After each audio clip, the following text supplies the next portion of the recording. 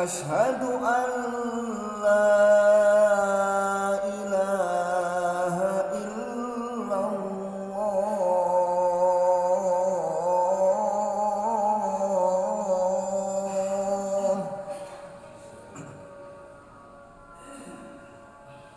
Asyhadu anna Muhammadar Rasulullah.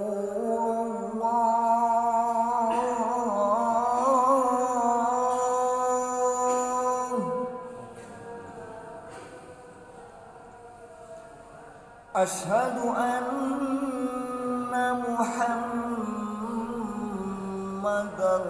Rasulullah.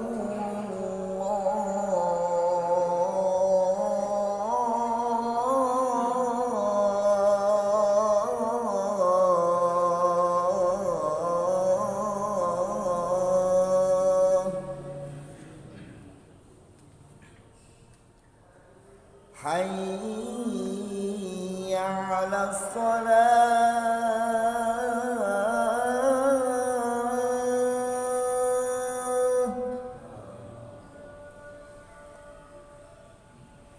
Hayya 'alas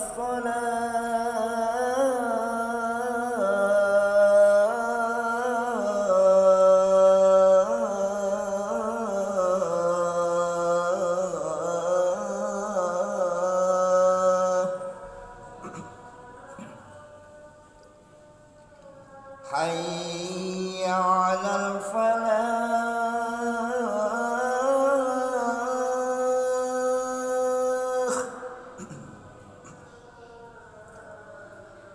Hayya 'alal falah.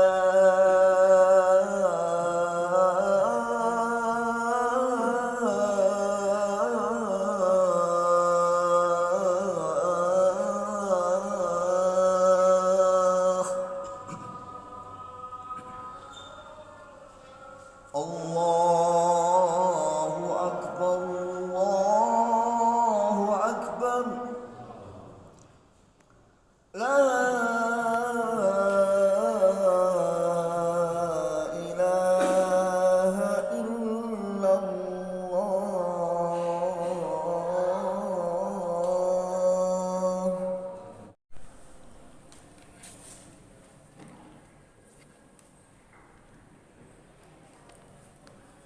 Innal hamdalillah nahmaduhu wa nasta'inuhu wa nastaghfiruh wa na'udzu billahi min shururi anfusina wa sayyiati a'malina may yahdihillahu fahuwal muhtadi wa may yudlil falan tajida lahu waliyyan mursyida. Asyhadu an la ilaha illallah wahdahu la syarika lah wa asyhadu anna Muhammadan abduhu wa rasuluhu la nabiyya ba'da. Allahumma sholli ala Muhammadin wa ala alihi wa sahbihi ajmain, amma ba'd. Ya ayyuhalladzina amanu taqullaha haqqa tuqatih wa la tamutunna illa wa antum muslimun. Ya ayyuhan nasu taqu rabbakum alladzi khalaqakum min nafsin wahidah wa khalaqa minha zawjaha wa basa minhuma rijalan katsiran wa nisaa. Wattaqullaha alladzi tasaaluna bihi wal arham, innallaha kana 'alaikum raqiba. Ya ayyuhalladzina amanu taqullaha wa qulu qawlan sadida yuslih lakum a'malakum wa yaghfir lakum dzunubakum wa may yuti'illaha wa rasulahu faqad faza fawzan 'azima. Wa qala Allahu ta'ala bil Qur'anil karim, a'udzu billahi minasy syaithanir rajim. Khatamallahu 'ala qulubihim wa 'ala sam'ihim wa 'ala absarihim ghishawatun wa lahum 'adzabun 'adzim. Wa qala aidan fi qulubihim maradun fazadahum Allahu maradan wa lahum 'adzabun 'alimun bima kanu yaktubun. Illa man atallaha biqalbin salim. Sidang jemaah yang berbahagia, kaum muslimin, muslimat yang insyaallah dirahmati oleh Allah Subhanahu wa taala. Marilah kita senantiasa bersyukur kehadirat Allah Ta'ala bahwa pada siang hari ini kita masih diberikan Allah keberlimpahan kehidupan, baik itu berupa ketentraman, kenyamanan, keselamatan, kedamaian, semua itu karena Allah Maha Pengasih lagi Maha Penyayang. Oleh karena itu, dengan bersyukur menghargai pemberian Allah yang telah diberikan kepada kita semua, insya Allah kehidupan kita akan diberkahi, akan diridhoi, dan Allah akan selalu membimbing kita di jalannya sampai kita menghembuskan nafas yang terakhir. Sidang Jumat yang berbahagia, pada siang hari ini saya selaku khotib mengingatkan diri saya sendiri dan menasihati diri saya dan hadirin sekalian untuk selalu mengingat, pikir, tafakur, tadakur kepada Allah Ta'ala dengan meniti ke dalam diri, dengan mengenal diri kita sejati. Insya Allah kita akan mengenal Tuhan kita akan mengenal Allah Ta'ala. Oleh karena itu maka Allah telah menjadikan hamba yang namanya manusia dan jin kecuali hanya untuk beribadah atau mengabdi. Jadi mengabdi kepada Allah, beribadah kepada Allah itu dimensinya sangat luas. Oleh karena itu kita bangun tidur sampai nanti tidur kembali, itulah pengabdian kita. Baik itu ibadah ritual, ibadah mahdhah maupun ghairu mahdhah, semua adalah untuk Allah. Inna sholati wa nusuki wa mahyaya wa mamati lillahi rabbil alamin.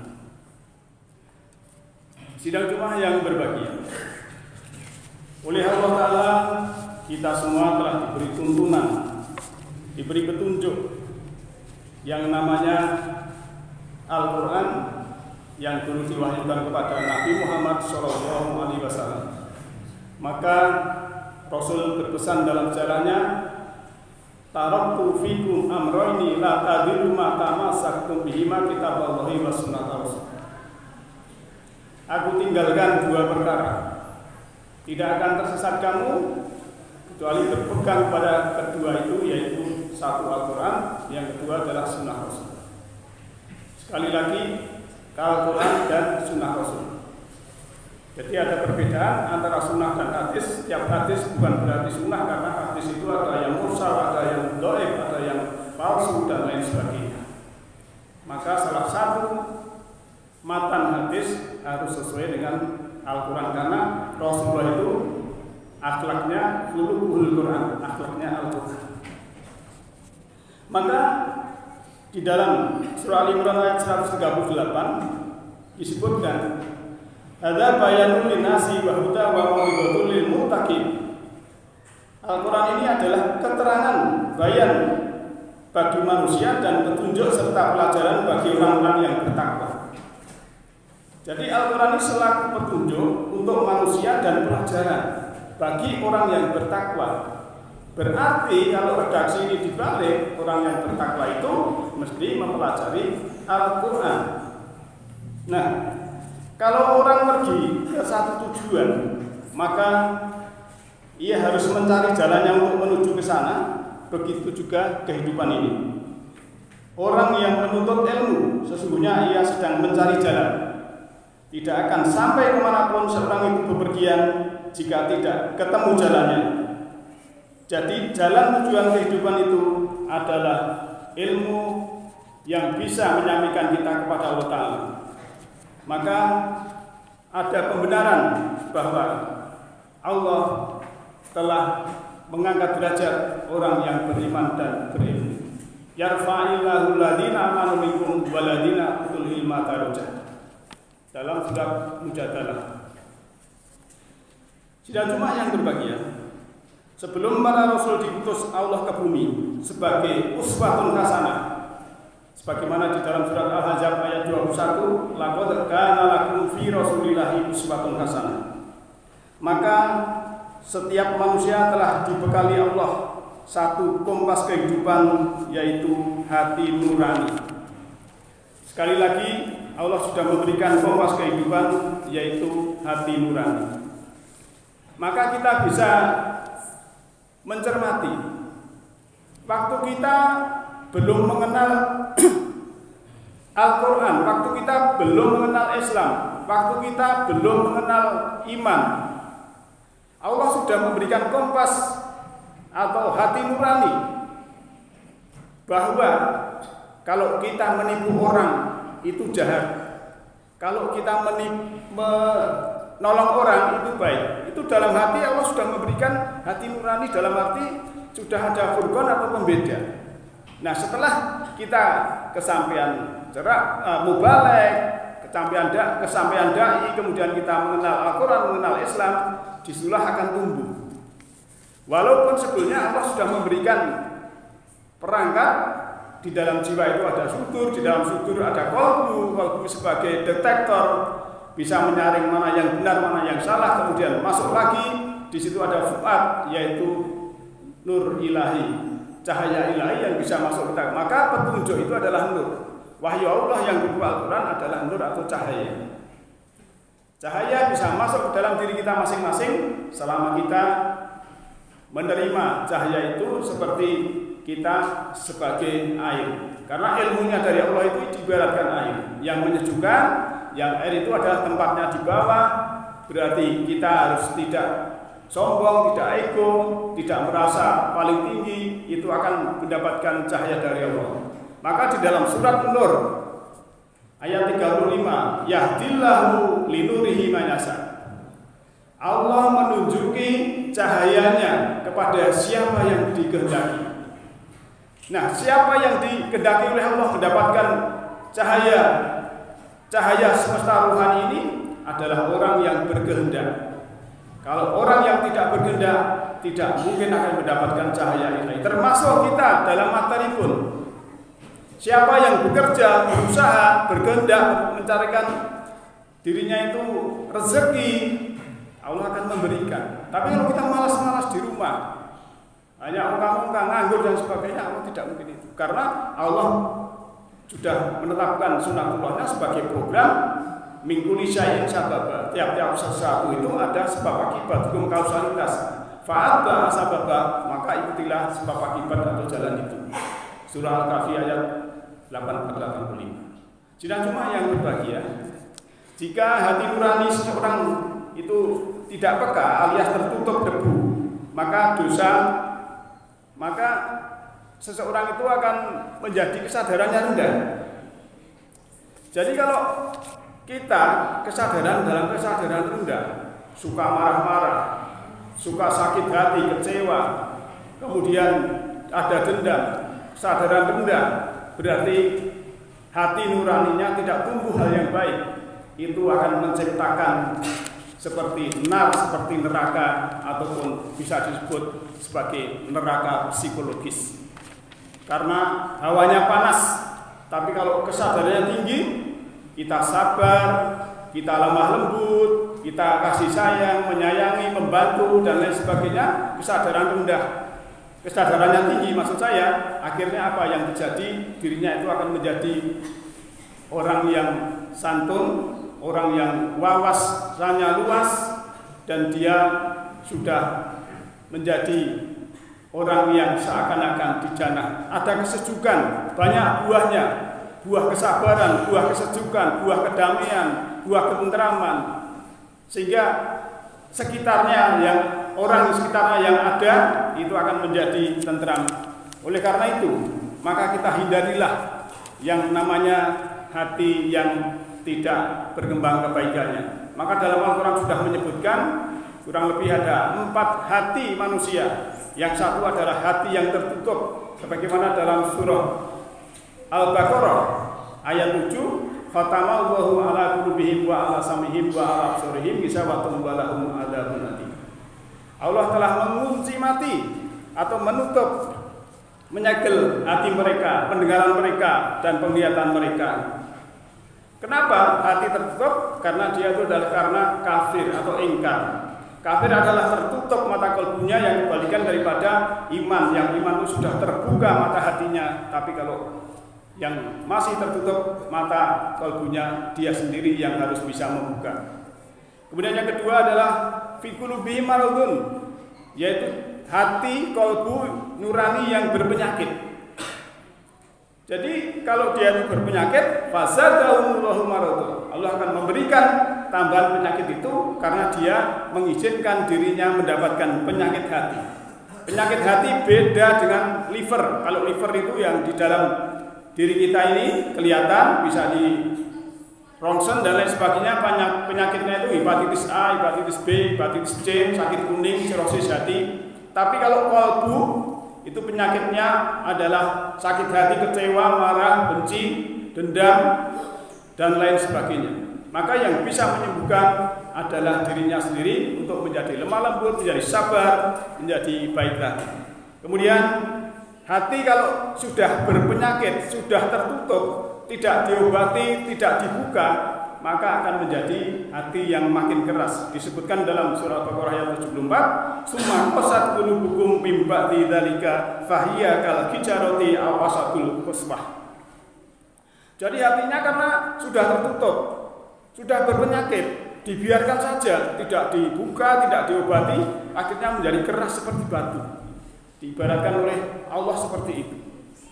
Maka salah satu, kalau hati sudah tertutup harus dibuka, hati yang berpenyakit harus diobati. Siapa yang bisa membuka, yang bisa mengobati adalah mereka masing-masing. Ayat ini bukan untuk menunjuk orang lain. Ayat ini adalah untuk menunjuk saya sendiri. Kalau diri saya ini masih tertutup hati saya harus membuka sendiri. Kalau diri saya ini masih berpenyakit, saya harus menyembuhkan sendiri. Kalau diri saya ini tidak mau membuka, tidak mau mengobati, akhirnya apa yang terjadi? Diri saya ini akan menjadi keras dan itu akan membatu, bahkan lebih keras dari batu, diibaratkan oleh Allah seperti itu. Karena ayat-ayat Al-Quran itu penuh metafora. Maka oleh karena itu tugas kita adalah sebagai jiwa yang tadinya amarah, yang tadinya lawamah, kita akan menuju ke jiwa yang marhamah dan jiwa yang mutmainah. Kalau jiwa yang amarah, sukanya hanya berbuat yang buruk, yang jahat, yang dosa. Kemudian kalau jiwa yang lawamah itu adalah sudah menginsafi, tapi belum mau bertindak yang baik, maka tujuan kita adalah jiwa marhamah, jiwa kasih sayang, dan juga jiwa mutmainah, yang jiwa yang sudah tentram, jiwa yang sudah stabil. Disakiti orang tidak sakit, disanjung orang tidak menjadi tinggi hati.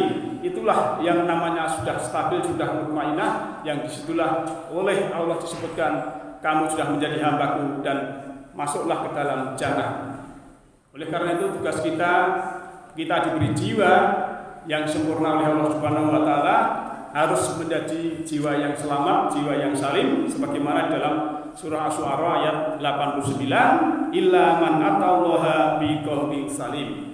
Kecuali siapa orang yang datang kepada Allah dengan qalbu, dengan hati nurani yang salim, yang selamat, yang bersih, yang suci. Itulah oleh Allah yang diterima. Oleh karena itu maka tugas kita adalah membersihkan hati nurani kita masing-masing, supaya kita menjadi orang yang kasih sayang, kita menjadi orang yang lemah lembut, menerima apapun yang datang dari Allah untuk pelajaran dan kita mengatai pesan. Karena setiap hidup ini adalah ujian identik dengan soal harus dikerjakan, untuk mengerjakan harus kita tahu materinya, dan tiap-tiap kita di dalam ujian kehidupan ini soalnya berbeda-beda, kurikulumnya berbeda-beda, cara menyelesaikannya juga berbeda-beda. Oleh karena itu, semoga kita semua bisa menyelesaikan kehidupan dalam ujian ini, dan akhirnya kita menjadi insan yang nafsu mutmainah, termasuk kita bisa berkorban, bisa jihad fisabilillah, dalam arti dengan harta dan diri kita untuk menyongsong hari raya Idul Adha. Semoga kita dibimbing oleh Allah Ta'ala, dan semoga kita semua mendapatkan ridhonya. Ja'alanallahu wa iyyakum minal faizina fa'inin wa adkhalana wa iyyakum fi zumratihi ibadihi sholihin. A'udzu billahi minasyaitonir rajim. Bismillahirrahmanirrahim. Ya ayyuhalladzina amanu aufu bil uqud uhillat lakum bahimatul an'ami illa ma yutla 'alaikum wa ghayra muhillis saydi wa antum innallaha ala kulli syai'in qadir. Wa qul rabbi ighfir li